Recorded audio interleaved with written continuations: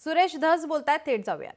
जाणार आहे आणि त्यासाठी माननीय मुख्यमंत्री महोदय हे परदेश दौऱ्यावरून आल्याच्या नंतर मी लेखी पत्र तयार करून ठेवलेलं आहे, पण तो अधिकार त्यांचा आहे.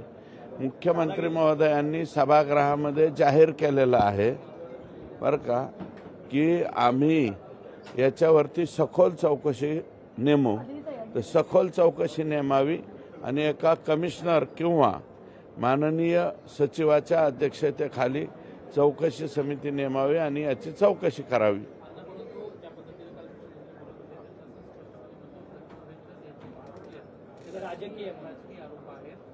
माननीय हे पहा, माझं म्हणणं असं आहे, CSC सेंटरवाले हे प्यादे आहेत. CSC सेंटर मग एकाच तालुक्यातले CSC सेंटर सगळीकडे कसे जातात? अहो, एक शेतकरी 8 जिल्ह्यात विमा भरतो म्हणजे शेतकरी दोषी मी म्हणत नाही, परंतु हे ठराविक शेतकरी आहेत. 8 जिल्ह्यात पीक विमा भरणारा शेतकरी एक शेतकरी असू शकतो का? आणि राजकीय वगैरे आरोपी नाहीत. माझं चॅलेंज आहे कृषी मंत्र्यांना, तुम्ही माझ्या समोर चर्चेला या, एखाद्या टीव्हीवरती या, नाही तर कुठेही या, माझी तयारी. परंतु सर, काल तुम्ही एक हत्या प्रकरण समोर आणले मुंडेंचं.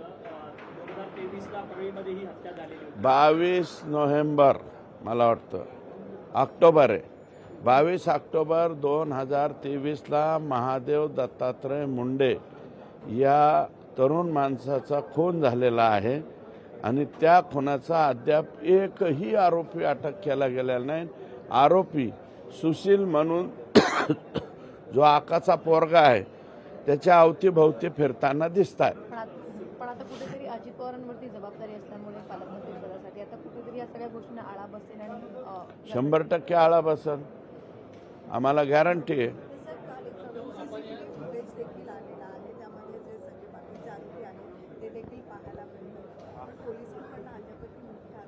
नाही, ते गँग्स ऑफ वासेपूर, ते सगळे वासेपूर जे आहे ते सगळे हेच आहे, हेच खंडणीवाले, हेच खुनावाले, हेच सगळे आहेत. त्याच्यामुळं यांना सजा मिळणार.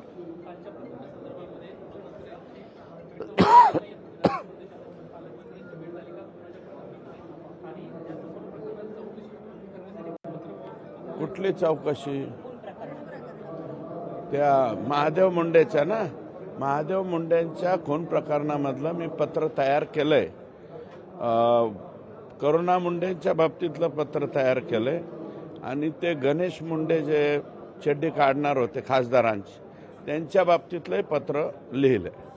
परंतु सर, या सगळ्या प्रकरणामध्ये राजेभाऊ फड, जे राष्ट्रवादी काँग्रेस शरदचंद्र पवार पक्षाचे स्थानिक नेते आहेत, त्यांना गोवण्याचा प्रयत्न केला जातो. सांगितलं होतं स्पष्टपणे, आकानी सांगितलं होतं, महादेव मुंडेच्या प्रकरणामध्ये राजाभाऊ फड मुख्य आरोपी करा आणि आणखी 5 लोक त्यांच्या पक्षाचे नाहीत त्यांना पण आरोपी करा.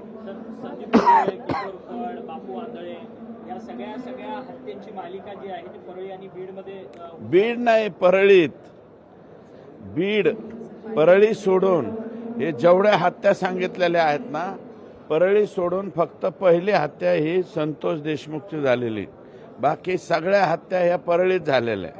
म्हणजे याच्यावरून परळीचं वातावरण ओळखून घ्या तुम्ही. सर, पीक विम्याच्या संदर्भात तुम्ही आक्रमक भाषण जे आहे ते विधानसभेमध्ये हिवाळी अधिवेशनामध्ये केलं होतं. राजेश विटेकर, जे राष्ट्रवादी काँग्रेस अजित पवार पक्षाचे आमदार आहेत, त्यांच्या सोनपेठ तालुक्यातलेच अनेक पीक विमे जे आहेत ते परळीच्या CSC सेंटरमधून काढले गेले होते. 13,190 हेक्टर आहे एकट्या सोनपेठमध्ये. 13,190 हेक्टर आहे आणि संपूर्ण परभणी जिल्ह्यामध्ये 40,000 हेक्टर आहे आणि बीड जिल्ह्यामध्ये 39,000 हेक्टर सापडले आता. आणि जे कृषी मंत्री महोदय म्हणतायत ना की 350 कोटीचाच घोटाळा झाला, हा 350 कोटीचा नाही. कृषी मंत्री महोदय, तुम्ही आता चार्ज घेतलेला आहे, टोटल डॉक्युमेंट्स पाहिजे असतील तर आम्ही डॉक्युमेंट तुम्हाला प्रोव्हाइड करतो. 5,000 कोटीच्या वरती हा घोटाळा गेलेला आहे.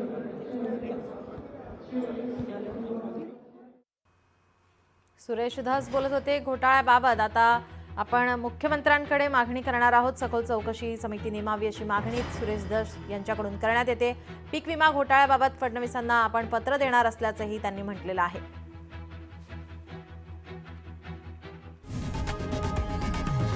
लोकशाही मराठी ऐका, पहा, जागरूक रहा.